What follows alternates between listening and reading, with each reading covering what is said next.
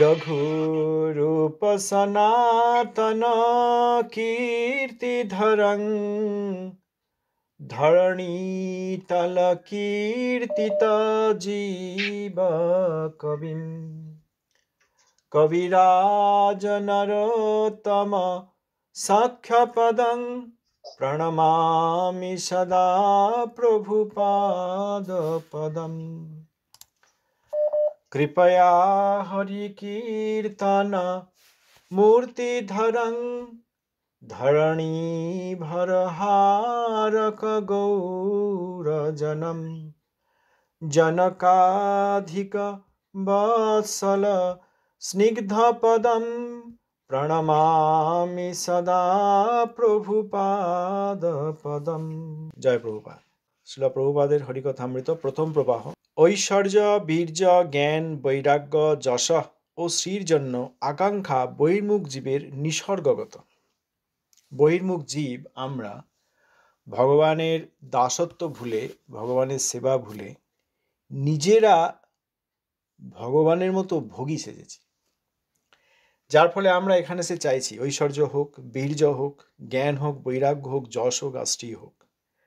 ঐশ্বর্য থাক, এই জাগতিক ঐশ্বর্য বা যোগ বিভূতির ঐশ্বর্য, অর্থাদির ঐশ্বর্য। বীর্য থাক, ক্ষমতা হোক, শারীরিক ক্ষমতা, মানসিক ক্ষমতা, চরিত্রের ক্ষমতা, তারপর জনসংঘের দ্বারা যেসব ক্ষমতা পাওয়া যায়, দল করে কলিযুগে যেসব ক্ষমতা পাওয়া যায় সেই সব বীর্য হোক। জ্ঞান হোক, বিভিন্ন রকম জ্ঞান, জাগতিক জ্ঞান, এমনকি বৈদিক জ্ঞান, শুষ্ক জ্ঞান, মায়াবাদীর জ্ঞান, নির্ভেদ ব্রহ্মানুসন্ধানী জ্ঞান, এইসব জ্ঞান হোক। বৈরাগ্য হোক, বিরাগ উপস্থিত হোক, বৈরাগ্য হোক, লোকের কাছে প্রতিষ্ঠা পাই। যশ হোক, অর্থাৎ সম্মান পাই, অনেকে ভালো বলুক। প্রতিষ্ঠার আকাঙ্ক্ষা বা যশের আকাঙ্ক্ষা চলে যাবে, কেননা প্রতিষ্ঠাটা নিয়ে দেব কাকে? এই শরীরটাকে দেব। এই শরীরটা যখন হেঁটে যাবে, পরিচিত ব্যক্তিরা দেখে বলবে, ও এ খুব জ্ঞানী, অনেক কবিতা লিখেছে, অনেক কথা লিখেছে, বা জগৎকে নতুন কিছু বিজ্ঞান উপহার দিয়েছে, নতুন সূত্র দিয়েছে, একটা নতুন কিছু আবিষ্কার করেছে, বা ভালো বই লিখেছে, বা ভালো কথা বলেছে, বা জগতে শান্তি বিস্তার করেছে। এই প্রতিষ্ঠাগুলো কাকে দেয়া হবে? শরীরটাকে দেয়া হবে। এই শরীরটাই সেই প্রতিষ্ঠার পতাকার মতো, শরীরটাই প্রতিষ্ঠার পতাকার মতো উড়বে। আর যখন শরীরটা ত্যাগ হয়ে যাবে কিছুদিন পর, খুব শীঘ্রই, তখন এই প্রতিষ্ঠাগুলো কোথায় যাবে, কোথায় রাখা হবে? আর যাদের আবার খুব প্রতিষ্ঠা বেশি, তাদের আবার একটা দেখেছেন, এই চৌরাহা বা বড় বড় শহরের জায়গায় একটা করে বড় পাথরের মূর্তি করে দেয়, তারপর কাকেরা এসে সেখানে পায়খানা করে। তা প্রতিষ্ঠাটা দেব কাকে? যশটা যে নেব, ওটা দেব কাকে? তার চেয়ে বরং এই জগতের যশ, এটাকে পরিত্যাগ করে ভক্ত দাসত্বরূপ যে যশ, ভক্তের অনুদাসত্বরূপ যে যশ, সেই যশ আসুক, বৈষ্ণবী প্রতিষ্ঠা আসুক। প্রভুপাদ দুষ্টমন তুমি কিসের বৈষ্ণব কীর্তনে লিখেছেন, বৈষ্ণবের পাছে প্রতিষ্ঠাসা আছে, তা তো কবু নহে জ্বরের বৈভব। আর অন্যত্র আমরা কীর্তন শুনি, বৈষ্ণবী প্রতিষ্ঠা তাতে করো নিষ্ঠা। সেই প্রতিষ্ঠাটা হচ্ছে আমি বৈষ্ণবের দাসরূপ প্রতিষ্ঠা। যেমন হনুমান মহারাজ, তার প্রতিষ্ঠা কি? মর্যাদা পুরুষোত্তম ভগবান শ্রী শ্রী রামচন্দ্রের সেবক তিনি। সেই সেবকত্বের বলে আর সেই প্রতিষ্ঠার বলে তিনি সব কিছুকে দমন করে দিয়েছেন, সমগ্র লঙ্কাকে দহন করে দিয়েছেন। এই যশ আর শ্রী অর্থাৎ সৌন্দর্য, শারীরিক সৌন্দর্য, মানসিক সৌন্দর্য। যখন কম বয়স থেকে কিছু শারীরিক সৌন্দর্য সব মানবের থাকে, সব প্রাণীরই থাকে, তারপর বয়স চলে গেলে সেই সৌন্দর্য চলে যায়। আর আমরা চেষ্টা করি যে একটা মানসিক সৌন্দর্য লোকের কাছে প্রকাশিত হোক, যে এই লোকটা খুব উদার, বা এই ব্যক্তির মনটা খুব উঁচু। এই যে একটা সৌন্দর্য, মনের সৌন্দর্য, এই সবগুলোর আকাঙ্ক্ষা বহির্মুখ জীবের নিসর্গগত। ওই বহির্মুখতার সঙ্গে এইগুলো আমরা প্রাপ্ত হয়েছি। দেখেছি যে ভগবানের সেবা করব না, আমরা তাঁর দাস, দাসত্ব স্বীকার করব না, আমিই ভোগী হব, ভগবান একমাত্র ভোগী। একটা কথা আছে, আমরা দেখেছি এনজয় আছে না, কীর্তনটা খুব এনজয় করেছি। অনেকে বলেন, দেখবেন এত সুন্দর কীর্তন হলো, খুব এনজয় করেছি। কথাটা ইংরেজিটা শব্দ এনজয়, আসলে এদিকে অর্থ হচ্ছে উপভোগ। আমি খুব উপভোগ করেছি। এই আমি উপভোক্তা হয়ে যে কীর্তন শোনা হচ্ছে, সে কীর্তন শোনাই হলো না। কীর্তন আমার উপভোগের বস্তু নয়। বা খুব ভালো উৎসব হয়েছে, আমি খুব এনজয় করেছি। আমরা সব জায়গাতেই এই কোথায় এই মনকে খুশি করা যায়, উপভোগ করা যায়, এই চিন্তা নিয়ে ঘুরছি। যার ফলে যেখানে এরকম উৎসবাদী দেখছি, গিয়ে বলেও আসছি যে খুব এনজয় করেছি, আবার কখন হবে, ডাকবেন, আবার আসবো, খুব এনজয় করেছি। এইটার মতো অপরাধজনক কথা আর নেই। আমি এনজয়ারই নই, প্রভুপাদ বলেছেন ভগবানই একমাত্র উপভোক্তা, একমাত্র এনজয়ার, সুপ্রিম এনজয়ার। ভগবান কৃষ্ণচন্দ্র একমাত্র ভোগী, আর সব সকলেই তার দাস এবং ভোগ্য। আমরা যদি ভগবানের দ্বারা ভোগ্য হতে পারি, তিনি যদি আমাদেরকে ভোগ করেন, অর্থাৎ আত্মা সৌন্দর্য দেখে খুশি হন, তাহলে ভগবান এনজয় করবেন, এই ভগবান উপভোগ করবেন, আমরা তার উপভোগের বস্তু হতে পারি, তাহলে আমরা ধন্য হব। আমি স্বতন্ত্র থাকব, অধীনে থাকলে অপরের বিচারের অন্তর্গত থাকতে হয়, নিজের ভোগ যথেচ্ছার পরিপূরণ হয় না। এইরূপ ভোগময়ী বুদ্ধি এসে মানবকে আনুগত্য ধর্ম থেকে ভ্রষ্ট করে। আমরা যে অনুগত হতে পারছি না, প্রভুপাদের অনুগত হতে পারছি না, প্রভুপাদের অনুগত হতে পারছি না, আর কোথাও গিয়ে আর কোনো কিছুর আনুগত্য করে মনে করছি হরিভজন হচ্ছে। সেইখানে আনুগত্য করলে আমরা অনেক সম্মান প্রতিষ্ঠা পাচ্ছি। কোথাও কেউ একজন বড় ডোনার, দাতা বা দাত্রী, সেখানে তার অনেক সম্মান আছে, তার সেখানে ভালো লাগছে, প্রভুপাদের কাছে ভালো লাগছে না, প্রভুপাদের অনুদাসত্ব ভালো লাগছে না। যেখানে এইরকম সুবিধা পাওয়া যাচ্ছে, সম্মান পাওয়া যাচ্ছে, যশ পাওয়া যাচ্ছে, কিছু বৈরাগ্য দেখানো যাচ্ছে, প্রতিষ্ঠা পাওয়া যাচ্ছে, সেইখানে আমরা চলে যাচ্ছি। এই আনুগত্য ধর্ম থেকে আমাদেরকে ভ্রষ্ট করছে। যদি আমরা এইগুলো সরিয়ে রাখতে পারি, তাহলে সত্যি সত্যি প্রভুপাদের গণের দাসানুদাস হয়ে আনুগত্য করতে পারব। কিন্তু বহির্মুখ জীব বুঝতে পারে না যে এই সকল ঐশ্বর্য, বীর্য, জ্ঞানাদি নিত্যবশ্য স্বরূপযুক্ত জীবের থাকতে পারে না। নিত্যবশ্য আমরা ভোগী হতে পারবো না। ভোগী হওয়ার চেষ্টা করার ফলে আমাদের এত অসুবিধা, এনজয়ার হওয়ার চেষ্টা করার ফলে আমাদের এত অসুবিধা, কারণ আমাদের পজিশনগত দিক থেকে, আমাদের স্থিতিগত দিক থেকে আমরা এরকম উপভোগী হতে পারি না।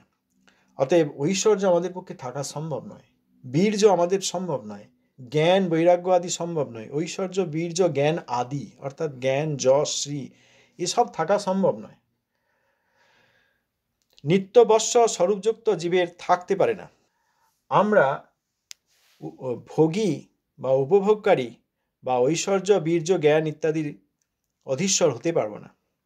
ওই সকল ঈশতত্ত্বেই থাকতে পারে, অর্থাৎ এই ঐশ্বর্য, বীর্য, জ্ঞান, বৈরাগ্য, যশ, শ্রী, এইগুলো ঈশতত্ত্ব ভগবানেই সম্ভব, আর কারো সম্ভব নয়। আসলে এই 6টা বিষয় দিয়েই নাম হচ্ছে ভগযুক্ত বতুপ করে হয়েছে ভগবান। ঐশ্বর্য, বীর্য, জ্ঞান, বৈরাগ্য, যশ ও শ্রী, এই 6টা বস্তুই হচ্ছে ভগ। এই ভগ যার সম্পূর্ণ রূপে আছে, যিনি এর অধীশ্বর, তিনি ভগবান, ভগযুক্ত বতুপ ভগবান। শ্রীল রঘুনাথ দাস গোস্বামী প্রভুতে ঐরূপ বৈরাগ্য, ঐশ্বর্য, জ্ঞান, বীর্য, যশশ্রী সকলই স্বাভাবিক থেকে ধন্য হয়েছিল, কিন্তু তিনি ঐশ্বর্য, বৈরাগ্য, জ্ঞান, যশ প্রভৃতির জন্য কোনো যত্ন করেননি। সমস্ত ঐশ্বর্য, বিভূতা, সিদ্ধি তাঁর করতলগত ছিল, কিন্তু তিনি কর্মী, জ্ঞানী, যোগী তপস্বীর ন্যায় ঐশ্বর্যের ভিখারি বা ঐশ্বর্য প্রদর্শনের লোলুপ ছিলেন না। কর্মী, জ্ঞানী, যোগী, তপস্বীর কখনো যে সকল ঐশ্বর্যের বিন্দুমাত্র প্রাপ্তি ঘটবে না, সেরূপ অনন্ত নিখিল ঐশ্বর্য শ্রীল রঘুনাথ দাস গোস্বামী প্রভুর পদনখে বিরাজিত থেকে ধন্য হলেও শ্রীল রঘুনাথ সেই সকল ঐশ্বর্যের বণিক ছিলেন না। ফল্গু মায়াবাদীর ন্যায় তাঁর বৈরাগ্য চেষ্টা ছিল না। তিনি কর্মী, জ্ঞানী, যোগীগণের ন্যায় বৈরাগ্যের ভিক্ষুক ছিলেন না। বৈরাগ্য সিদ্ধির অবধি তাকে প্রাপ্ত হয়ে ধন্য হয়েছিল। আর ওইখানে আছে না, ধর্ম, অর্থ, কামগত এর সময় প্রতীক্ষা।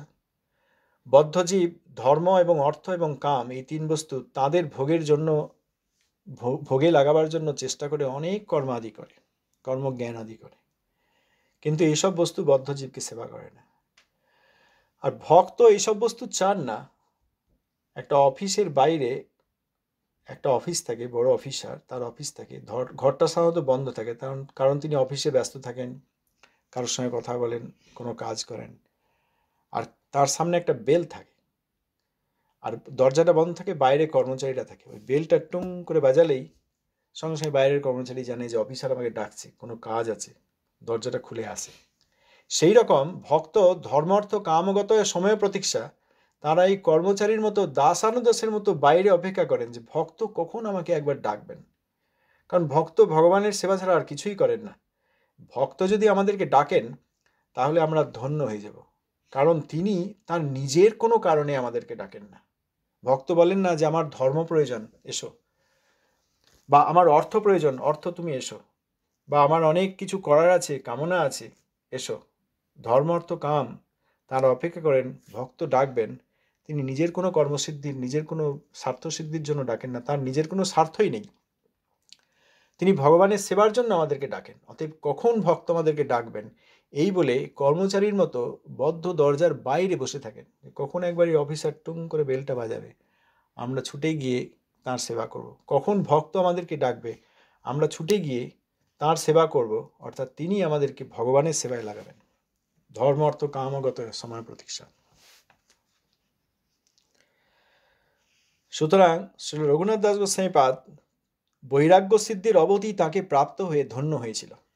তিনি বৈরাগ্য চান নাই, সব বৈরাগ্য তাঁর চরণে। বৈরাগ্যরা ধন্য হয়েছে। আর সাধারণ লোক কর্ম এবং জ্ঞান যোগাদির দ্বারা এইসব বস্তু চায়, কিন্তু এইসব বস্তু তারা প্রাপ্ত হন না। শ্রীল রঘুনাথ বৈরাগ্যাদির জন্য যত্ন করেন নাই কেন? জীব নিজের প্রেয়ের জন্য ব্যস্ত। প্রেয় জিনিসটা খারাপ নয়, যদি কৃষ্ণকে কেন্দ্রীভূত করে হয়। কৃষ্ণকে যিনি নিজের অপেক্ষা শতগুণ অধিক ভালোবাসেন, কৃষ্ণ প্রেমকে সহস্রগুণ ভালোবাসেন, তাঁর এই রূপ হয়। আশা ভরৈরমৃত সিন্ধুময়ৈ কথঞ্চিত কালো ময়াতিগমিত কিল সাম্প্রতং হি ত্বঞ্চেত কৃপাময়ী বিধাস্যসি নৈব কিংমে প্রাণৈর্ব্রজেন চ বররু বকারি নাপি। হে বররু রাধে, অমৃত সমুদ্রময় আশা প্রাচুর্যে আমি অতি কষ্টে কালাতিপাত করিয়াছি। এখন যদি তুমি আমার প্রতি কৃপাবিধান না করো, তাহলে আমার প্রাণ, ব্রজবাস, এমনকি কৃষ্ণে কি প্রয়োজন? এইটা হচ্ছে গৌড়ীয় মুড, গৌড়ীয় ভাব। প্রয়োজন তত্ত্বের আচার্য শ্রী রঘুনাথ দাস গোস্বামী পাদ এই কথা বলেছেন যে আমার প্রাণে কি প্রয়োজন, অর্থাৎ জীবিত থেকে কি লাভ, ব্রজে বাস করেই বা আমার কি লাভ, এমনকি কৃষ্ণেও আমার কোনো প্রয়োজন নেই। এরূপ বৈরাগ্য সিদ্ধি পরাকাষ্ঠার কথা কি কেহ কখনো শুনেছেন? শ্রীল রঘুনাথ প্রভু রাধা দাস্য ব্যতীত কৃষ্ণকে পর্যন্ত চাহেন না, অর্থাৎ রূপানুগ ভাব। রূপানুগ ভাব, এত বড় বৈরাগ্যের কথা নির্লোকে সম্ভব হয় না। শ্রী স্বরূপের কৃপাভিষিক্ত একান্ত জন ব্যতীত এই বৈরাগ্যের আদর্শ অপর কেহ বুঝতেও পারে না। যিনি রাধা দাস্য ব্যতীত কৃষ্ণ পর্যন্ত চাহেন না, তিনি কি ইহলোকের সামান্য বৈরাগ্য, শ্রী ঐশ্বর্য, বীর্য, জ্ঞানের জন্য যত্ন করবেন? কৃষ্ণপ্রেষ্ঠকে কতদূর সেবা করলে, কৃষ্ণপ্রেষ্ঠে কতদূর প্রীতি পরাকাষ্ঠা থাকলে এরূপ বিচার হয়। সেদিন যেমন শ্রী চৈতন্য মঠে গান হয়েছিল, তোমার গরবে গরবে নিহাম রূপসী তোমার রূপে, ইত্যাদি। প্রাকৃত সহজিয়াগণ এই গান গায় বটে, কিন্তু ইহার তাৎপর্য বুঝে না। লোক রায় কানুর গান করেন, কিন্তু তাদের বিচারের ভুল কোথায়?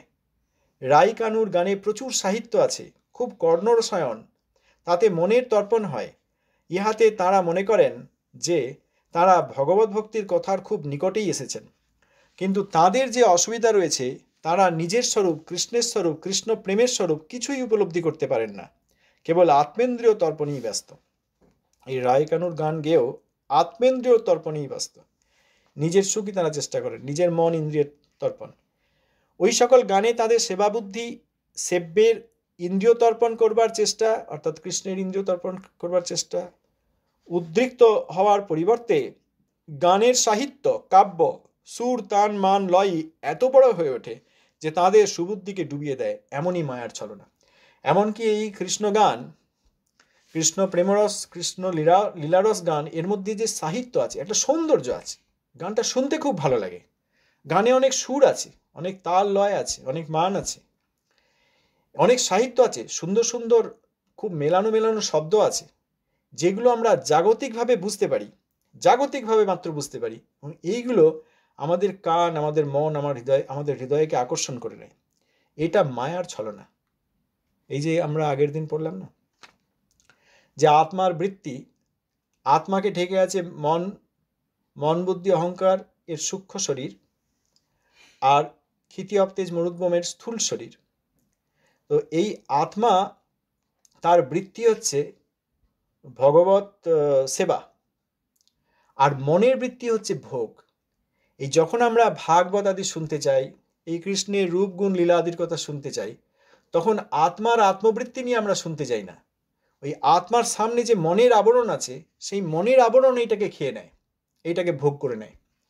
কৃষ্ণের কথা, কৃষ্ণের নাম, কৃষ্ণের গুণ, কৃষ্ণের লীলাত্মক গান, এইগুলো মন মনে করে আমার ভোগের বস্তু। তাতে জল আসে, মাথা ঢোলে, খুব একদম ভিতরটা আকুল বিকুল করে, আর সবাই মনে করে এই তো আমার ভক্তি হয়ে গেছে। প্রভুপাদ বলছেন এটার অসুবিধা আছে, এটা মনের ভোগ, এখানে আত্মার বৃত্তি প্রকাশিতই হয়নি। যতক্ষণ পর্যন্ত আমাদের এই অনর্থ আছে ততক্ষণ পর্যন্ত এটা সম্ভব নয়। ন প্রেম গন্ধোস্মি দরাপি মে হরৌ, ন প্রেম গন্ধোস্তি দরাপি মে হরৌ, ক্রন্দামি সৌভাগ্য ভরং প্রকাশিতুম, বংশী বিলাসানান লোকনং বিনা বিভর্মি যত প্রাণ পতঙ্গ কান বৃথা। কৃষ্ণে আমার সামান্য প্রেমগন্ধও নাই, তবে যে আমি ক্রন্দন করি তা কেবল নিজের সৌভাগ্য অতিশয্য প্রকাশ করবার জন্য। বংশীবদন কৃষ্ণের দর্শন ব্যতীত আমার প্রাণ পতঙ্গ ধারণ নিরর্থক। এরকম অনেক জায়গায় দেখা যায়। কেউ বলবে আজ আমি এরকম ভগবানের দর্শন পেয়েছি, কেউ বলবে এইরকম মহাবৈষ্ণবের আজ আমি দর্শন পেয়েছি, কেউ বলবে আমি এরকম স্বপ্নে দেখলাম, কেউ বলবে এরকম আমার মনের মধ্যে ভাবনা এলো, মনের মধ্যে আমি এরকম দর্শন পেয়েছি। এইগুলো এক ধরনের অহংগ্রহ উপাসনা। এইগুলো বলার দ্বারা আমরা লোককে কেন বলি নিজের কত সৌভাগ্যের আতিশয্য, অর্থাৎ আমার কত বড় সৌভাগ্য, এটা লোকের কাছে প্রকাশ করতে চাই। এখন অন্য কিছু নাই, এই ধরনের লোকজন পাওয়া গেছে, তখন এই ধরনের লোকজনকে এই কথা বলে আমরা কিছু সম্মান কুড়িয়ে নিই, কিছু প্রতিষ্ঠা তৈরি করে নিই। এবার লোকে পরে দেখলে বলো বাপরে, এনাকে না ইনি দর্শন দিয়েছেন, ইনি স্বপ্নে এরকম দেখেছেন, বা এনার মনের মধ্যে এইসব ভাবনা, বা ইনি দিকে যাচ্ছেন একদম সাক্ষাৎ দেখে নিয়েছেন। একবার ভগবত দর্শন হলে ছাড়ে জীব চিত্তের বিকার। এইসব দর্শনের পরে কিন্তু চিত্তের বিকার যায় না। বিকশিয়া হিন্নয়ন করি কৃষ্ণ দর্শন, ছাড়ে জীব চিত্তের বিকার হয়েছে, চিত্তের বিকার গেছে। এই দর্শন হলো, সব হলো, তারপর আবার ওই মানে বলছি আমরা যে দর্শন হলো, আমি এরকম কৃপা পেলাম বা এরকম হলো, তারপরে আমাদের চিত্তের বিকার কিন্তু যাচ্ছে না। তাহলে এইগুলো আমরা যে বলে বেড়াচ্ছি বিভিন্ন জায়গায়, অনেকে এরকম বলছেন, শুনে বেড়াচ্ছি, তা আমরা এটাই চাইছি যে লোকে আমার সৌভাগ্য দেখুক। কিন্তু প্রভুপাদ এখানে বলছেন বংশীবদন কৃষ্ণের দর্শন ব্যতীত আমার প্রাণ পতঙ্গ ধারণ নিরর্থক, সেটা কোনো দুঃখ হচ্ছে না। আর এই পেয়েছি, দেখেছি, শুনেছি, এইরকম একটা কৃপা করেছেন আমার প্রতি, হ্যাঁ, এইগুলো বলে আমরা তাদের কাছ থেকে এই যশ আকর্ষণ করছি, প্রতিষ্ঠা আকর্ষণ করছি। এইগুলো অহংগ্রহ উপাসনা। এখানে দেখুন না, প্রভুপাদ তারপরেই বলছেন আমার কৃষ্ণ বহির্মুখতা ইহার দ্বারাই প্রমাণিত হচ্ছে যে কৃষ্ণের দেখা পাচ্ছি না, অথচ প্রাণ ধারণ করে আছি। কেন বা আছয়ে প্রাণ কি সুখ লাগিয়া, এ অধম দাস কেন না গেল মরিয়া। আমার কৃষ্ণ দর্শন হচ্ছে না, অথচ প্রাণ ধারণ করবার এত সাধ। আমার মতো কৃষ্ণ বহির্মুখ আর কে। বহুদিন পূর্বের কথা, একদিন আমি মহাপ্রভুর বাড়িতে আছি, ঘোর অমাবস্যা রাত্রি। পরমহংস বাবাজি মহারাজ, ওং বিষ্ণুপাদ, শিষ্য গৌড়কিশোর দাস গোস্বামী মহারাজ তখন আমাদের বাহ্য দর্শনের বিচারে দিনের বেলায় চোখে দেখতে পান না, এমন নয় যে তিনি দেখতে পান না। এই যে প্রভুপাদ বলেন বাহ্য দর্শনের বিচারে, আমরা তাই ভাবছি, বাইরে থেকে দেখছি, মনে হচ্ছে তিনি দেখতে পান না, আসলে তা নয়, তাঁর অন্তর্দৃষ্টি আছে, যে দৃষ্টি আমাদের নেই। আচ্ছা, পরমহংস বাবাজি মহারাজ, ওং বিষ্ণুপাদ, শিষ্য গৌড়কিশোর দাস গোস্বামী মহারাজ তখন আমাদের বাহ্য দর্শনের বিচারে দিনের বেলায় চোখে দেখতে পান না, কিন্তু অমাবস্যার ঘোর অন্ধকারে রাত্রি 1টার সময় কুলিয়া হতে শ্রী মায়াপুরে শ্রীমন মহাপ্রভুর বাড়িতে এসে উপস্থিত। কেই বা তাকে পথ দেখিয়ে দিলেন, কেই বা নদী পার করালেন। আমি জিজ্ঞাসা করলাম, এই ঘোর অন্ধকার অমাবস্যার মধ্যরাত্রিতে কে আপনাকে পথ দেখিয়ে দিলেন? কারণ রাত্রি 1টায় এসছেন। আমাদের গুরুদেব তা শুনে হাস্য করলেন। তখন বুঝলাম তাকে কৃষ্ণই পথ দেখিয়ে দিয়েছেন। তিনি কি একভাবে উন্মত্ত হয়ে কৃষ্ণ অনুসন্ধান করতে করতে শ্রী যোগপীঠে এসে উপস্থিত। তিনি তখন শ্রী যোগপীঠে ক্ষেত্রপাল শিবের মন্দিরের নিকট কদমতলায় থাকতেন, ঘরে প্রবেশ করতেন না। শ্রীল রঘুনাথ দাস গোস্বামী প্রভুর বৈরাগ্য আমরা আমাদের শ্রী গুরুদেবেই দেখেছি। ভক্তিগ্রন্থ ও ভক্তের অবস্থানের জন্যই শ্রী মন্দিরের প্রয়োজন। যেমন বাহ্যে গৌড়ীয় মঠের বিপুল সৌধ নির্মিত হলো, তদ্রূপ আভ্যন্তরীণ হরিভজনের কথা জগতে সুপ্রতিষ্ঠিত থাকবার জন্য কতকগুলি গ্রন্থ রচিত হওয়া আবশ্যক। কেবল মন্দির নয়, কেবল মন্দির আর বিগ্রহ পূজাই নয়, গ্রন্থ রচিত হওয়া আবশ্যক। কেন না, জগতে হরিভজনের কথা সুপ্রতিষ্ঠিত করবার জন্য এবং রাখবার জন্য।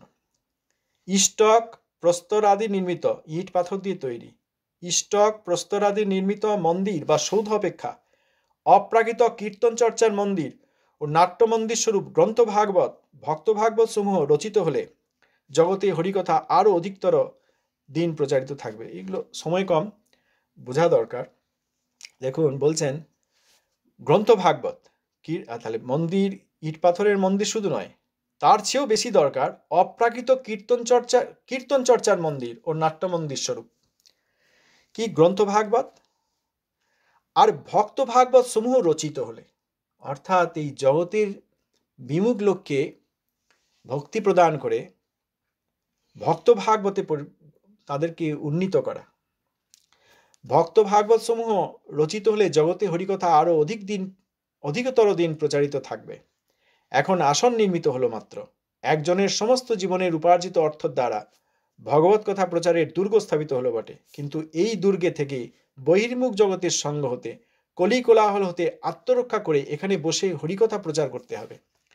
আরও কতকগুলি গ্রন্থ প্রচারিত হওয়া আবশ্যক। গ্রন্থসৌধ ও আদর্শ জীবন নির্মিত হলেই ভগবত ভক্তির কথা জগতে স্থায়ী হবে। স্থায়ী হবে কি করে? এই আদর্শ যদি জীবন নির্মিত হয়, অর্থাৎ চেতনের মঠ শ্রী চৈতন্য মঠ। প্রভুপাদ বলছেন এই দুর্গে থেকে বহির্মুখ জগতের সঙ্গ হতে কলি কোলাহল হতে আত্মরক্ষা করে এখানে বসে হরিকথা প্রচার করতে হবে। এখন কিন্তু মুশকিল হচ্ছে, প্রভুপাদ যে উদ্দেশ্যে আমাদেরকে শ্রী চৈতন্য মঠ, গৌড়ীয় মঠ আদি এবং তাঁর শিষ্যগণ গৌড়ীয় মঠ ইত্যাদি দিয়েছেন, বা অনেক শিষ্য অনেক নামে মঠ করেছেন, শ্রী চৈতন্য সারস্বত মঠ, দেবানন্দ গৌড়ীয় মঠ, শ্রী চৈতন্য গৌড়ীয় মঠ ইত্যাদি বহু। তা এখন আমাদেরকে খেয়াল রাখতে হবে যে এই সব মন্দিরের উদ্দেশ্য হচ্ছে, এটা হচ্ছে একটা দুর্গ, এর মধ্যে কলি প্রবেশ করতে পারে না, এর মধ্যে বহির্মুখ জগতের সঙ্গ প্রবেশ করতে পারে না। বহির্মুখ জগতের সঙ্গ থেকে আমরা এই দুর্গ থাকে না, যুদ্ধ হয় বা রাজধানী থাকে, সেখানে একটা দুর্গ থাকে, দুর্গের মধ্যে সৈন্য থাকে, অস্ত্র থাকে, সেখানে বিরোধী পক্ষের লোক চট করে ঢুকতে পারবে না, সেখানে অস্ত্র আছে আর সৈনিক আছে, রক্ষা করছে, এবং দুর্গটা তাদের কাছেও একটা রক্ষার স্থান। দুর্গের ভেতর থাকলে কেউ আক্রমণ করতে পারবে না। এই যে মঠ মন্দির ইত্যাদি প্রভুপাদ এবং তাঁর গণ এবং ভক্তগণ ভজনানন্দীগণ স্থাপন করেছেন আমাদের জন্য, যাতে বহির্মুখ জগতের সঙ্গ থেকে আমরা রক্ষা পাই। আর কলি কোলাহল থেকে, কলির কোলাহল, কলি হচ্ছে কলহপ্রিয়, যেখানে কলহ সেখানে কলি আছে, যেখানে কলহ আছে, দল ভেদ আছে, হ্যাঁ, সেটা হচ্ছে কলি সেখানে প্রবেশ করছে। সেই কলির কোলাহল থেকে আত্মরক্ষা করে এখানে বসে হরিকথা প্রচার করতে হবে। এখন দুর্ভাগ্যের বিষয় দেখতে হবে সেটা হয় কিনা। অনেক জায়গায় দেখা যাচ্ছে সেখানে প্রভুপাদের কথা বললেই আবার সমস্যা হয়ে যাচ্ছে। অতএব যেই দুর্গ, যে গৌড়ীয় মঠ, শ্রী চৈতন্য মঠ প্রভুপাদ প্রতিষ্ঠা করলেন, প্রভুপাদের গণেরা প্রতিষ্ঠা করলেন, আমরা তার মানে মনে হচ্ছে এই ইট পাথরের সৌধের ভেতর ঢুকে গেলাম, কিন্তু আসলে আমরা গৌড়ীয় মঠের দর্শনই পাচ্ছি না। মনে হচ্ছে গৌড়ীয় মঠের ঘরের ভেতরে ঢুকে গেলাম, কিন্তু গৌড়ীয় মঠের আমরা দর্শনই পাচ্ছি না, ঢোকা দূরের কথা। কেন না, গৌড়ীয় মঠের মধ্যে প্রবেশ করলে তো সেখানে এই বহির্মুখ জগতের সঙ্গ থেকে আমরা নিবৃত হতে পারবো, আর কলি কোলাহল থেকে, কলির কলহ ইত্যাদি থেকে আমরা রক্ষা পাবো। সেখানেও আমরা কলহে জড়িয়ে যাচ্ছি। তার মানে আমরা এই ইট পাথরের সৌধ মনে করে গৌড়ীয় মঠকে জগতের একটা বিল্ডিং মনে করে ঢুকে পড়ছি ঠিকই, কিন্তু গৌড়ীয় মঠে প্রবেশ আমাদের হচ্ছে না। গৌড়ীয় মঠে প্রবেশ করার জন্য যে যোগ্যতার প্রয়োজন, সেই যোগ্যতা অর্জন করতে হলে এই প্রভুপাদের কথা শ্রবণ কীর্তন করলে আমরা বুঝতে পারবো যে গৌড়ীয় মঠ বস্তুটা কি। গৌড়ীয় মঠ বস্তুটা কোনো ইট প্রস্তরের সৌধ মাত্র নয়। এই গৌড়ীয় মঠের ইট পাথরের সৌধের মধ্যে ঢুকে পড়ে আমরা মনে করব না যে আমরা গৌড়ীয় মঠে প্রবেশ করে ফেলেছি। গৌড়ীয় মঠে প্রবেশ করতে গেলে এই গৌড়ীয় ভাবনা আমাদের হৃদয়ের মধ্যে থাকতে হবে। এই জন্য ছিল স্বামীপাদ মন্দিরের নাম দিচ্ছেন কৃষ্ণ ভাবনামৃত সংঘ। এই কৃষ্ণের ভাবনামৃতের মধ্যে প্রবেশ করতে হবে। এই বৈষ্ণব অপরাধের বিষের মধ্যে ঢুকে পড়লে হবে না। আমরা বৈষ্ণব অপরাধের বিষের মধ্যে ঢুকে পড়ছি, ওই জন্য আরও অনেক অসুবিধা আমাদের মধ্যে হয়ে যাচ্ছে। আচ্ছা, প্রভুপাদের হরিকথামৃতের জয় হোক, সবার সচ্ছিল প্রভুপাদের জয় হোক, গুরু মহারাজের জয় হোক, প্রভুপাদের গণের জয় হোক, সমাগত ভক্তবৃন্দের জয় হোক। আজ সময় হয়ে গেছে, তাহলে এই পর্যন্তই থাক। দণ্ডবত প্রণাম, জয় নিতাই।